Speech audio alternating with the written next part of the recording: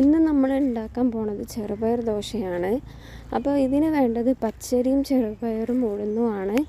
തലേ ദിവസം തന്നെ ഞാൻ നല്ലപോലെ കഴുകി പുതർത്തി വെച്ചിട്ടുണ്ട്.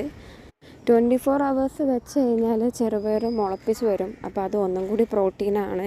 പക്ഷേ എനിക്ക് പെട്ടെന്ന് ഉണ്ടാക്കാൻ വേണ്ടി ഞാൻ അത്ര നേരം വെച്ചില്ല.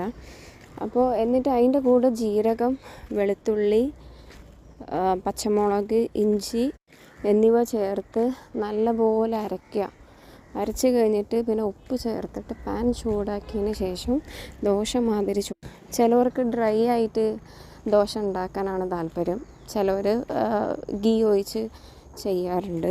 അപ്പോൾ അത് നിങ്ങളെ ഇഷ്ടം മാതിരി നിങ്ങൾക്ക് ചെയ്യാമല്ലോ.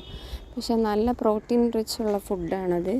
നല്ല ടേസ്റ്റ് ഉണ്ടായിരുന്നു. ഞാൻ ആദ്യമായിട്ടാണ് ഇതിൻ്റെ കൂടെ ഞാൻ ഉണ്ടാക്കിയത് തക്കാളി ചട്നിയാണ്. അപ്പോൾ നിങ്ങൾക്ക് എന്താണോ ചട്നി അത് നിങ്ങൾക്ക് ഉണ്ടാക്കാം. മറ്റേ സാദാ ദോശനേക്കാളും നല്ല ടേസ്റ്റ് ഉണ്ടായിരുന്നു.